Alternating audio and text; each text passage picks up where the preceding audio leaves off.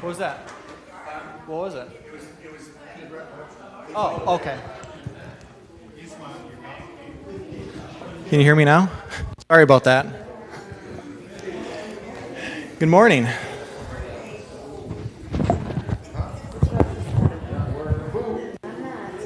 I'm going to skip ahead to where we left off.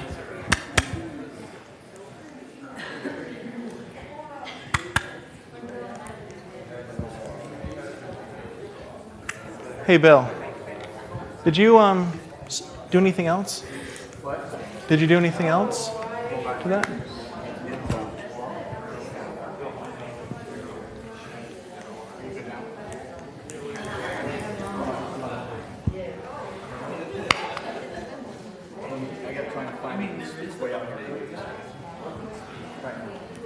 Oh, all right, cool, thanks.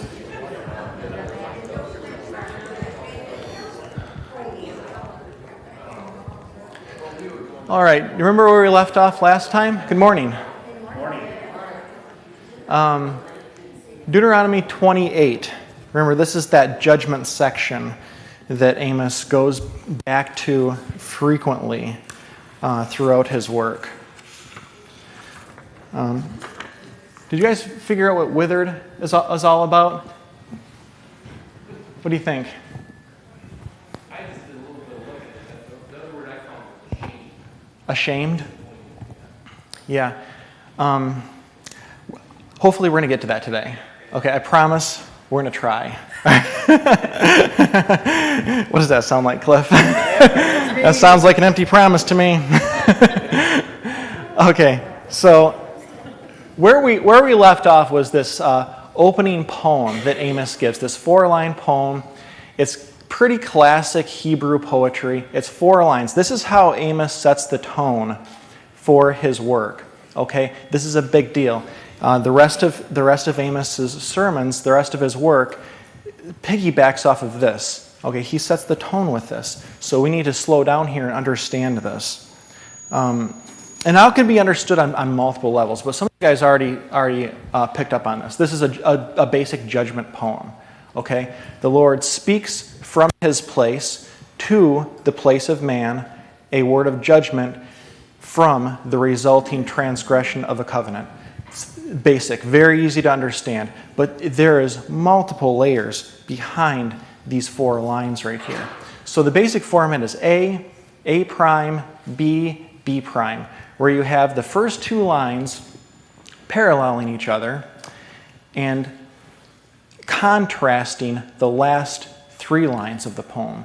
So this works off of multiple levels. Like I said, the basic level is basically the pasture lands and Carmel are going to receive judgment from God and His domain. Okay. Now the pasture lands are parallel to Mount Carmel because the pasture lands are a low valley area. They're grasslands. That's where the livestock lives. The Carmel is a place where you see vineyards, orchards. This is an agricultural area. So this destruction that Yahweh is proclaiming is going to be complete. It is going to be complete destruction of the land of Israel. All right. But the biggest contrast that we're supposed to see here is A to B prime, the beginning and the end. This place, Zion and Carmel. Okay? That's the big contrast that we are to see here. And we're going to get to that, but it's going to sort of take a while. Now, you say, what about the age of grace? You know, the new covenant. But this is important stuff for us to see and read about, because without knowing the cost of sin, or without having an inkling of the cost of sin, we're never going to be able to understand the fullness of God's grace and the fullness of His mercy. We have to know the cost of sin.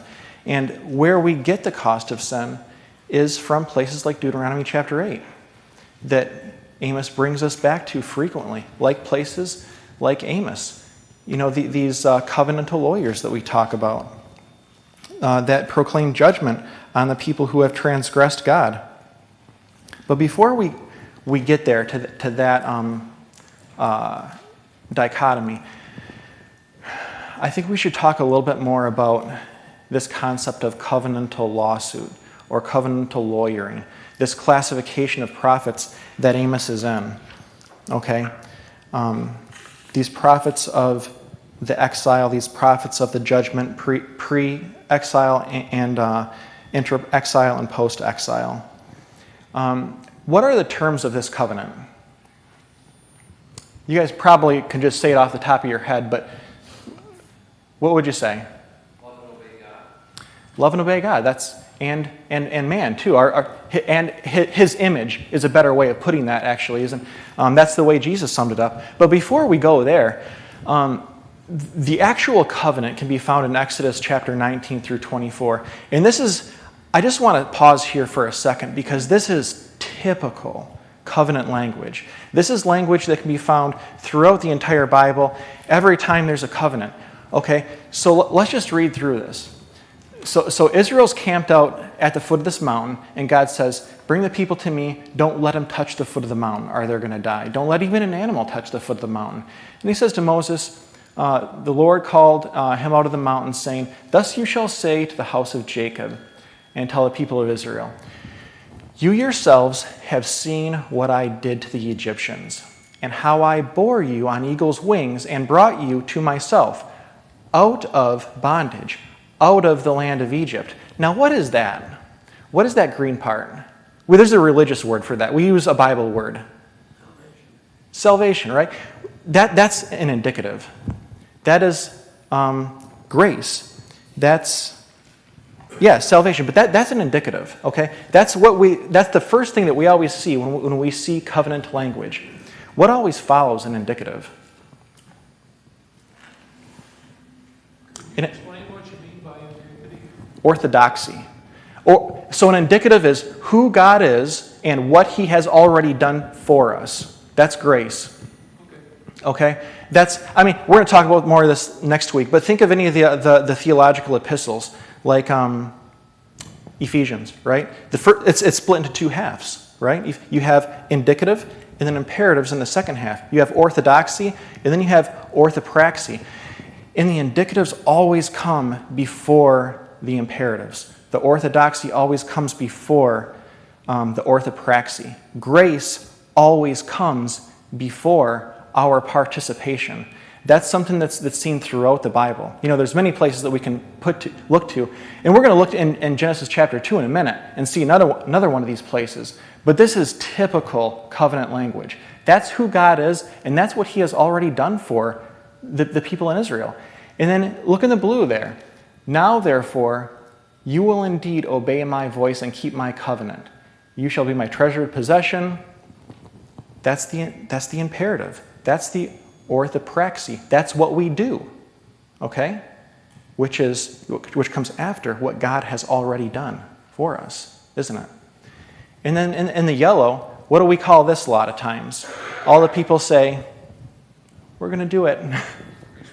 Response. That's the exact word that I had in my notes. That is our response. That is our responsibility. It's kind of like in Exodus, it also says, I will be your God, you will be my people. So God is saying what He's going to do, and verse 4 is what He had already done. Yep. And then He's wanting the people to say what they're going to do, and that is they will follow God. That is typical covenant language. We see it in numerous places in the Old Testament. We see it in numerous places in the New Testament, Old Testament and New Testament. So that last part, that's our confession. That's our repentance. That's our response. Okay? So Amos is highlighting here these covenant ideas. Okay, this space between God and us, Zion and Carmel. Okay, and we're going to talk more about Carmel in a minute. But these are the two big charges that Amos lays down throughout the work of his book here. Okay, and how does Amos root that? How will Amos anchor the evidence that the people do not love God and love their fellow humans, image bearers? He gives them examples. Yeah, he points to their behavior. He points to the things that they've done. Okay, the things that they've done are the evidence of where their heart is, their behavior patterns, how they have demonstrated their love and their treatment towards God's image bearers, and God himself. Okay, and I skipped a slide here. This is how we see the covenant laying out in the New Testament. Jesus was asked this question, what's the most important command? And he sums it up into two commands, doesn't he? He doesn't give just one. What is he doing there? He's quoting Deuteronomy chapter 6 and Leviticus 17, really. Love God and love man as yourself. That's what he's quoting, but he's summarizing what we see in the next chapter of Exodus. Exodus chapter 20. He's summarizing the Ten Commandments. The first table of the Ten Commandments is how we love, how we've been commanded to love God. The second table is our horizontal relationship with God's image bearers. That's our responsibility to humanity. And Paul quotes the same thing. He's just talking about the second table of the Ten Commandments here, loving mankind. But look at the way he puts this. For one who loves another has fulfilled the law. And then he just lists the commandments in the second half of the table. Adultery, murder, stealing, covetousness, and any other commandments are summed up in this word: you shall love your neighbor as yourself. Therefore, love is fulfilling the law. Okay? This is that covenant that Amos is drawing us back to. Okay? That's how it's stated in the Old Testament, and that's how we see Paul stating it here in the New. Any questions on any of that? So, this is most certainly the reason for the contrast between Zion and Carmel here. Okay? Terry, if I say to you Gettysburg, what do you think about? Civil War. Exactly. That's the correct answer. You could also say Abraham Lincoln, the Emancipation Proclamation, the turning point of the Civil War. You could say something about Pickett's failed charge, that frontal assault. What would be an inappropriate thing for you to think about? Grass. If they got a Starbucks, I guess. That's just the wrong answer, right? If I say December 7th, 1941, you think of a day that lives in... infamy. Exactly. Everybody here, over the age of 30 at least, is going to be able to tell me the exact place that what you heard, all the specific details of September 11th, 2001, at about 8:30, 9 o'clock. Everybody. Okay? There are certain dates, places, times, events that are seared into the psyche of ethnic groups, nations, people groups, for hundreds, if not thousands of years. We don't have a very old history, so for us it's hundreds of years. But if I say it's the Psalm or Flanders Field to an Englishman, you're going to get the same response. If I say, Verdun to a Frenchman, or the Killing Tree to a Cambodian, or Volgograd, Stalingrad to a Russian. These same thoughts, visceral feelings are conjured up, okay? There's things that we don't forget as people groups for a very, very long time. Now, when Amos says Carmel, what do they think about? If you say Carmel to any Israelite in the 8th century, what happened less than 100 years from that time period? The prophets of Baal. Your Bibles are going to say something like Elijah's showdown between the prophets of Baal and Yahweh, or something like that. Now, you guys probably know that story in really good detail. We're going to talk about that more later, okay? But that's what came to their minds. Now, Brad brought up a very interesting point last week, that the name Carmel means what? Do you remember? Garden. It means garden. Now, that's irony that Amos is using. Okay, that's irony. Is Carmel the garden? I mean, when we say garden, the people of Israel think of Eden, right? That's where their worldview leads them. That's where it should lead us. Is Carmel a garden, or is it a false garden? Is it a type, or is it an antithesis? That's basic irony, okay? I think that we're meant to see things like that in the Scriptures. After all, this is advanced literature. Okay, so that's Carmel. And we're going to come back to 1 Kings chapter 18 in a minute, okay? Maybe more than 1 minute, okay? But, so where's Zion? Do you guys know where Zion is? Jerusalem? Yep. Well, it's a hill, isn't it? It's a hill in Jerusalem. Yep. And we're going to go there in a minute too. But what is it also? Is it more than that? Is it a physical place? Is it a metaphorical place? Or is it a spiritual place? Yes. Absolutely. That's a perfect answer. Yes, it is all of those things. So before we get to Zion, let's talk about the metaphorical Zion, okay? And here's Mount Carmel. Here's a map of Israel in the day of Amos, okay? We're going to use this a lot more next week, really. But and here's that instance in 1 Kings chapter 18, which we're going to talk more about in a minute after we develop some of these concepts a little bit more thoroughly. But so in Genesis 2, we have God has made a good world. Good 7 times over. And then meod good. Very good. Right? And then we in Eden. Now, what is Eden? Metaphorically speaking. Paradise? It's paradise. It's whose place? It's God's place. It's God's dwelling place. That is where God is. That's his space. And what does he carve out of his space? Verse 8. A garden. And where is that garden? Other than in his space. It's in the east. Okay, these are all very important details. Okay, I'm not just trying to be redundant here. These are all important details. It's also the place where God meant to be. It is the place where God walked with mankind, isn't it? So what came out of Eden? Water, a river, and it flowed east to the garden where man was. So God is situated in Eden on a place of elevation, right? Because we don't really need to be told this. Water goes from a place of high elevation to low elevation, right? So God is elevated in Eden, and he created this paradise. That's what the word means. Out of his space for humanity to dwell. And the water flowed downward and eastward to humanity. Okay? And then it split into 4 rivers, and it became an irrigation system for the garden. Then God took the man, and he put him in the garden to work it. So that's all. What do we call that? What's the Bible word for that? God creating a space out of his space for man to dwell and live happily. Indicative. Indicative. Orthodoxy. Grace. Right? These are the words that we use to define what that is. What follows? The indicative. Imperative.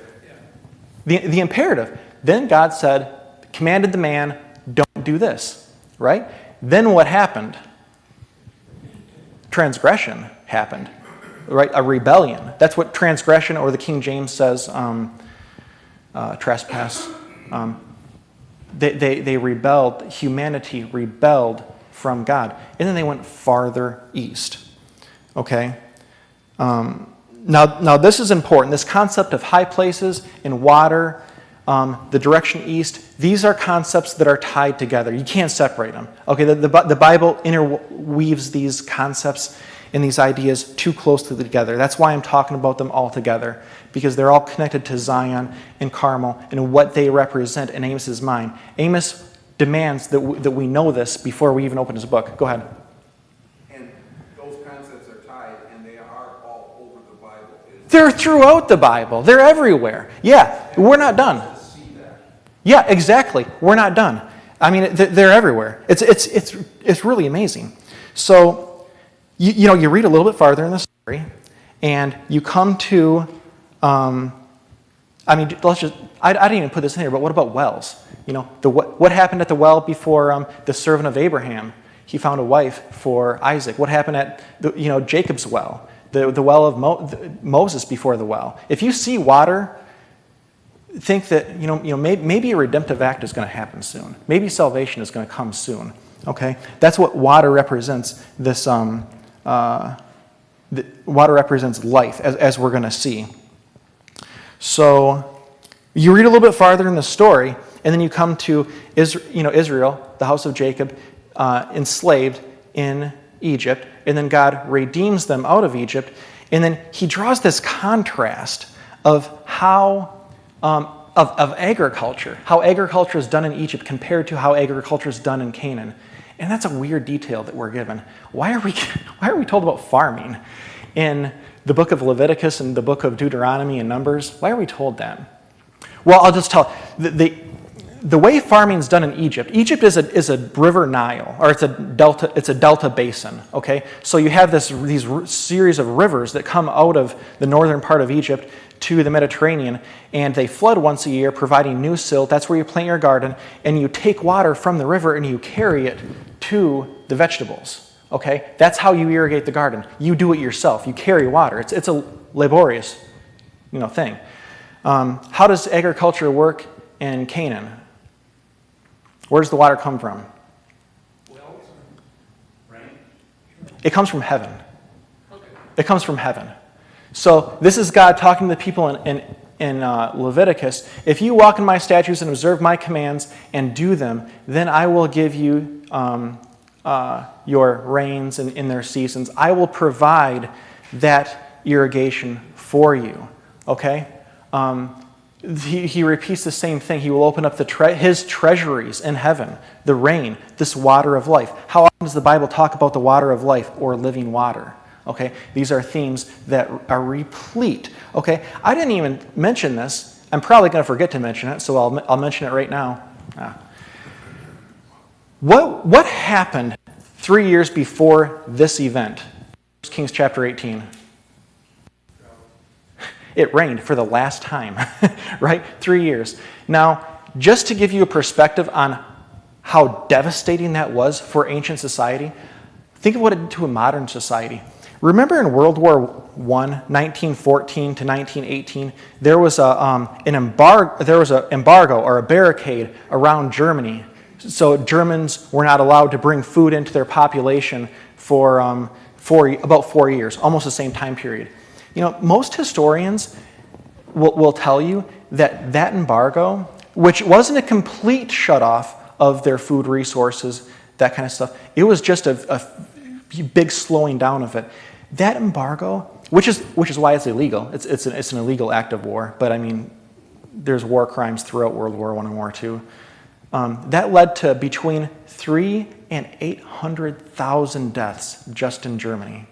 What's 3 years without water going to do? Okay, and then you have this event that takes place, which is miraculous. But what happened right after this? Water came from heaven. Okay, it came from the sky. Like I said, we're going to talk a little bit more about that. Any questions about that? You move real fast. Terry? I'm having a hard time keeping up. I'm still wrapping my head around this idea that Adam and Eve in the garden had a covenant with God. Yeah. It never says the word covenant, but it's obviously a covenant. It is obvious, You're making yeah. the point that, Yeah. that God does, and then he tells them what to do. Yeah. And Well, he wants them to do it. That's a yeah. covenant. Well, the reason why it's a covenant, and it's obvious that it's a covenant, because the same language is used here, and then Genesis 15, and then Genesis 18, and then 2 Samuel 7, and Exodus 19. The same, and then in the New Testament, the same language is used repetitively throughout. So we're meant to notice that. But if you want the slides, any of this, let me know and I can get that for you. But I already didn't get to the word wither from last week. So I'm sort of trying to, keep a pace here. So just slow me down if you have any questions. So and then think a little bit farther after this agriculture thing. What did the Israelites do in the desert? What is not in a desert? Water. They were thirsty, right? What did God do to them? He gave them water from the rock, right? You already see my next slide, didn't you? You already saw my next slide, didn't you? What is? Well, I mean, you already know the answer, Wally. I mean, what did Paul call that rock? Christ, yeah. I like how the ESV puts it. The ESV capitalizes the word rock. The King James does too. Not all the translations do that, but I think that's appropriate. So water comes from the presence of God, and water is life. The people would have died in the desert without that. The people in 1 Kings chapter 18 were dying without that because of their disobedience. A lot of the modern translations, people writing today, don't do what was done in the King James. That is, if you had a pronoun or if you had a reference to deity, that would always be capitalized. That's why rock is capitalized in the King James, because the rock was Christ. Christ, it's referring to a deity, therefore you capitalize it. Yeah. The more modern translations did away with that convention. You want to know something that I think is funny, though? The ESV, I don't know about the King James, but the ESV treats the word rock as a personal pronoun. Because in the ESV, and man, I think I might be... Fact check me on this one, okay? You read from the ESV. Fact check me. I think the ESV keeps the other pronouns, the he, the hims, whatever. I think they keep those lowercase. Yeah. Is that true, Nathan? But they don't with rock. They treat rock as a personal pronoun. I sort of think that's interesting. But I think there's another whole reason they have done this, and it's very subtle. It has to do with the newer pervading idea that Jesus was a person, but not necessarily a deity. And over time, they have either changed it because that's what they believe, or changed it because they are, that idea that Terry was saying that if it deals with God, it is capitalized. Yeah. They've either done it because they don't believe that anymore, or they've done that because of peer pressure to come up with a different way that satisfies everybody. That's a good point, and I'm going to sort of touch on this later. That comes back to the deity of the person of Jesus. Which I don't know if you get what I'm saying is there's people that are translating the Bible. I know. Translating it, not believing the story is true. I know. And you have people that are translating. We're reading those translations. Yeah, but also it's more complex than that even, because you have people that are translating, 1 Corinthians that don't know the first thing about Exodus. Absolutely. And they don't know that rock is talking about Exodus. Okay, that's a direct reference. Okay, but it's difficult. It's difficult to be an expert in Greek and Hebrew. Okay, I don't even know enough to be dangerous. Well, maybe that much, but just that much. Okay. So this is a common theme throughout the Bible: water equating to life, coming from the presence, the very presence of God. We see this in Ezekiel. We see it in Genesis chapter 2 to Ezekiel, all the way to the very last chapter in the Bible. Look at this. Ezekiel sees in the beginning of his book a vision of the glory of God leaving the temple and leaving the city. And then he sees a vision of the new temple, the new heavens and the new earth, the new Jerusalem, as the Revelation calls it. And what flows from the temple? Water. What direction does it flow? It flows in the direction of mankind, humanity.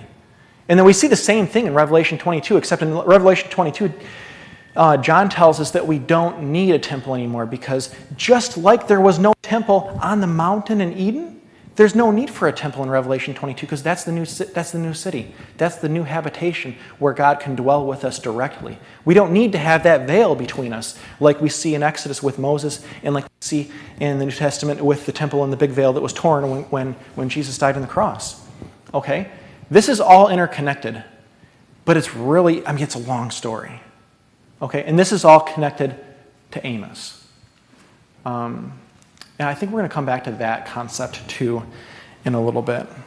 So this is why the direction of east, east, is so paramount in the Bible.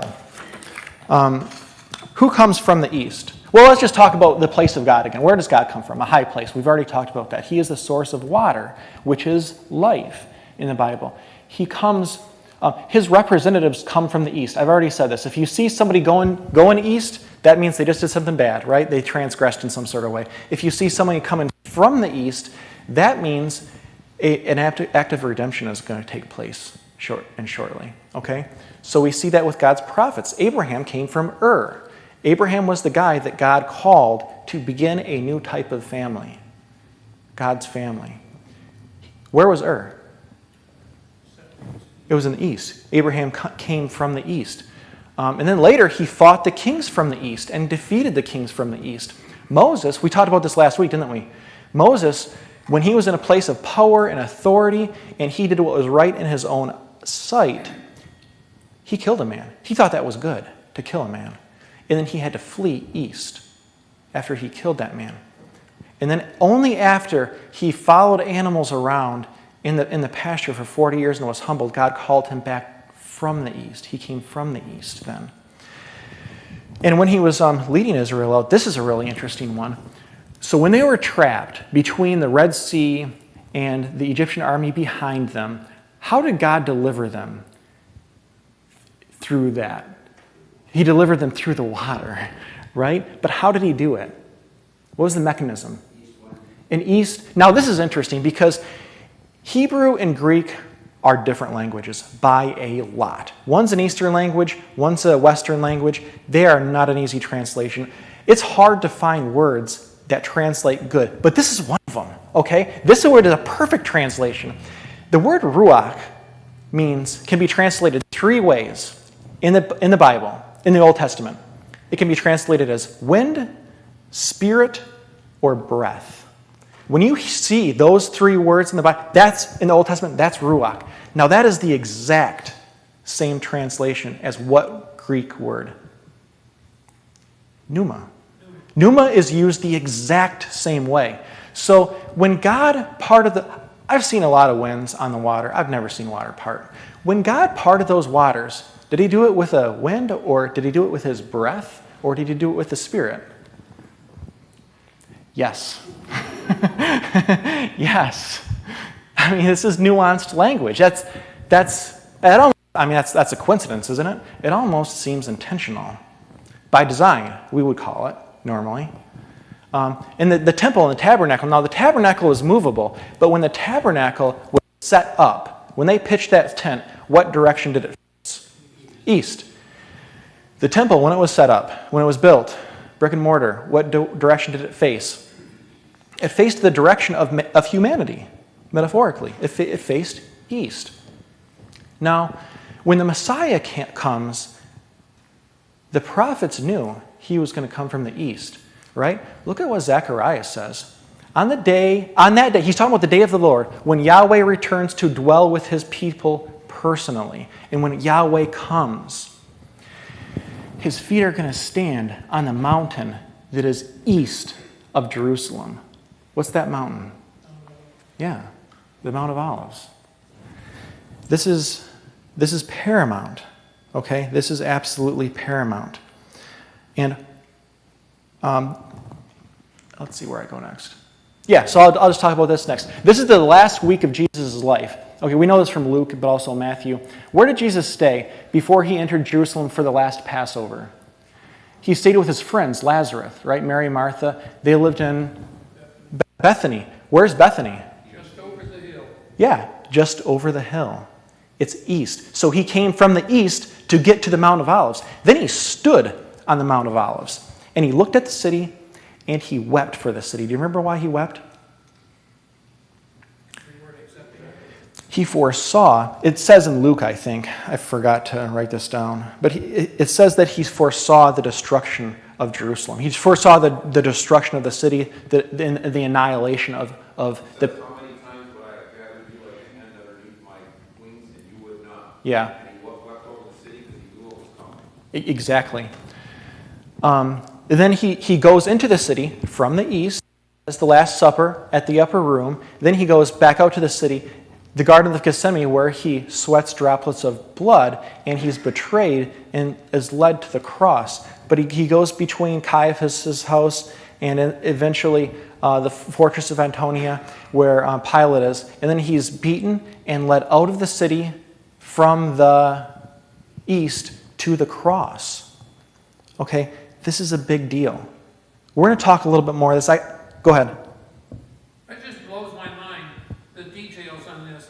When Jesus was on the Mount of Olives and at the Garden of Gethsemane, and he's seeing the temple, He's looking at the front of the temple. That had never occurred to him. Terry, the temple had to be oriented to the east because the Messiah was going to stand on the Mount of Olives, and he had to walk in the front door and overturn the tables. Guys, this is something that I've been trying to bring out for several years, and I know Steve did before me. This Bible is so closely written.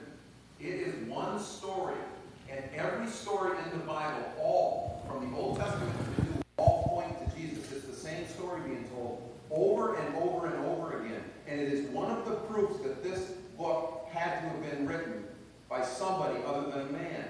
Because when you start seeing the literature that is in this and how it's put together, there is no other explanation. Yeah, it's amazing. It's amazing the harmony that we see over, what was it, 1,400 years? Yeah, 1,400 year period of time. Absolutely. So here's just to sort of summarize a little bit that we already talked about. These mountains or these high places are specific locations for redemption throughout redemptive history until we get to the final high place, which happens on Mount Moriah. But think about Noah, Mount Ararat, Mount Moriah, or Zion. We have redemption. Abraham, Jacob, David. They all had redemption, saw redemption on that place. Mount Sinai, where the covenant was given. Mount Horeb, where Moses met with God, where Elijah fled to after that incident in 1 Kings chapter 18. The Mount of Transfiguration in the New Testament. Now think about Abraham just for a minute, okay? Because this is sort of a big deal. Abraham was going to sacrifice his promised seed on Mount Moriah. Okay, that's what was going to happen. And then God provided a substitutionary sacrifice, the ram that was caught. And the seed didn't have to die then. The promised seed was sacrificed on that mountain eventually, but not then. Substitution was made for Abraham, okay? The man that God called to start a different type of family. And now, about 1,000 years after that incident, David has this strange occurrence in his life where he crushes the head of the seed of the serpent, Goliath, right? He crushes his head, then he cuts it off, and then he takes it to Jerusalem, which is not an Israelite city at this time. This city is owned by the Jebusites. But he takes it there, and we're like, boy, that's sort of strange because we don't know the whole story yet, right? But then as we read on, we see David actually does take that city, and that's where he makes the fortress of David, or the city of David, right? That's where he makes his home. Right on the prominence of Mount Moriah, or near. Now, at this time, the people of Israel were looking for a place to make God's name dwell permanently, because they had a tabernacle, which was a tent. It wasn't permanent. It was in rags at the time, actually. The tabernacle and there was a portion where the tabernacle and the Ark of the Covenant were separated. It was a mess. Okay. Now, why do I say that? Because Deuteronomy says it over and over and over and over again. In 3 chapters, chapter 12, the place that Yahweh your God will choose to put his name and make his habitation there. The place the Lord Yahweh your God will choose to make his name dwell. This is repeated throughout Deuteronomy chapter 12, chapter 14, chapter 16. That's a big deal, okay? Whenever you read things repeated 16 times in 3 chapters, you should start thinking about something, okay? These people were looking for a place, okay? Not wandering around, but they were looking for a permanent place. Now, where do you think would be a good place for that to happen? A high place? A mountain? Right? But before we get there, we have this incident in this is the very last chapter. This is the last story that we're told in the book of Samuel. Okay? This is how Samuel ends. Now, if you don't remember, David sinned by taking a census. Now, we don't know why that was a sin for him to do, but he knows why it was a sin, because he repented. The people know that it was a sin because they knew it was wrong. Joab, who was given the order to take the census, knew that it was a sin. And the author of Samuel expects that we know that. So we might not know the detail why it was a sin for David to do this, but we know that it was a sin, okay? Then he repents, and the prophet confronts David and says, God's going to give you 3 choices for a punishment. 3 years of a famine, 3 months of fleeing from his enemies, or 3 days of a plague. And to make a long story short, he chooses the 3 days of a plague because he says he would rather be in the hands of God than the hands of men. Okay? 70,000 people died in 3 days. And then when the angel that was working the destruction got to Jerusalem, the Lord stayed his hand. And then David said, what have these sheep done? Let your hand be against me and against my father's house. So what did Gad the prophet tell him to do? Build an altar on the place where the angel of destruction stayed his hand. Where was that? You remember? It was on Moriah. It was on Moriah. We learned that a little bit later. Okay, it was on the top of the hill, and we know it was on the top of the hill because it was, what was the place? It was a threshing floor. Now, a threshing floor is symbolic, right? Because if you think of what happens at a threshing floor, right? You beat out the wheat.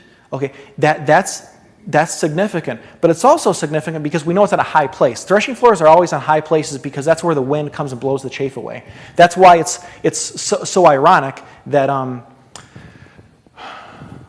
Gideon was threshing the wheat out in a wine press because he was hiding from all of his enemies. They were, people were going to come and kill him and take his wheat, right? They're always at a high place. Now, it's not until 2 Chronicles that we learn that Solomon begins to build this temple of the Lord, this permanent place that the Lord will make his name dwell permanently on Mount Moriah, where this Jebusite had the threshing floor. That's where the temple was built. Now, Jerusalem sits on a mountain range, okay? So now we're talking about the physical place of Zion. Okay, we talked about the metaphorical place. We're going to talk about the physical place, and then we're going to talk about this spiritual place. This is the metaphorical place. The big circle that I got there, that you can probably see, that's the temple. This is the best picture I could find. It sort of gives you a little depth, and you can see the elevation there a little bit. That's a high place where Solomon built a temple. That's Mount Moriah. The circle, that's David's palace. David's habitation. Okay? Those are both hills. And maybe you remember from land nav, but I'll just tell you, maybe, did you take land navigation in the Navy, Bill? Okay, never mind. Those are called squat hills. When you have a mountain range and you have prominences along the mountain range, those are called squat hills. So Jerusalem's built on this range that has 2 prominences. Mount Zion, which was David's dwelling place, the habitation of the people of God, and then Mount Moriah, which is the habitation of God. And they're separate, okay? They're separate here. There's going to be a time when they're brought back together. They were together in Eden, remember? The garden was in Eden, right? But they're not together here. They're separate. There's a saddle in between those 2. Now, go ahead. So I'm assuming that Solomon's Temple Moriah is a taller mountain. A little bit. A little bit. So God is still higher than man. He's still higher. And guess what place is just a little bit higher than that, which is really close? Nope. The Mount of Olives. Now, we're going to come back to the Mount of Olives in a minute, and you're going to see the significance of that. Lee, there's another detail. Yeah. Between where the temple was and where David's palace was originally more of a valley. They filled in the valley so that it wasn't a down and an up. So yeah. I mean, it shows it where it's like gradually going up, but there originally was really a valley between those two. Yes. I mean, even this little detail, we are meant to see that there's a separation here, but there's not going to be that separation forever. Because in Eden there wasn't. So that's where we start from, where there's no separation. But then we transgressed and rebelled. And then there became this between us. And then what we're looking for is the restoration. Okay? But it takes a long time. This is a long book, you know? It's a long story.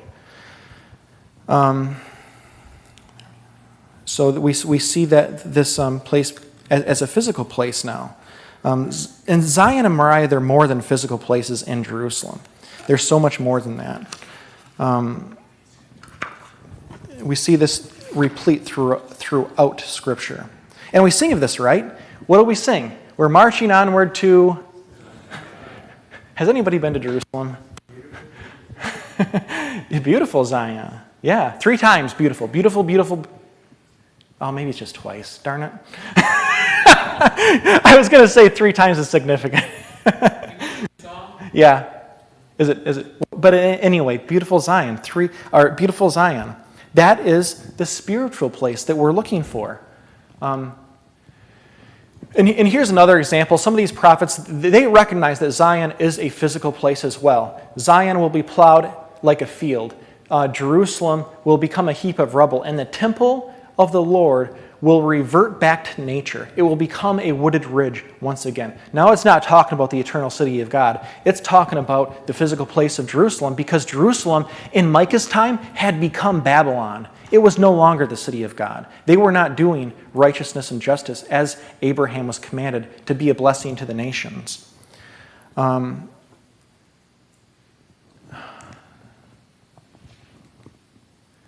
And then we see this throughout. Maybe I should skip this for the sake of time.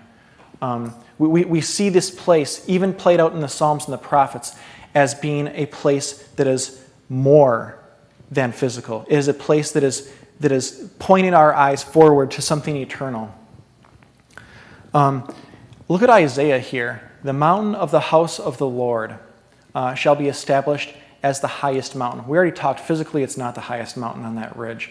And the nations will flow to it, for out of Zion shall go forth the law. That's the Torah.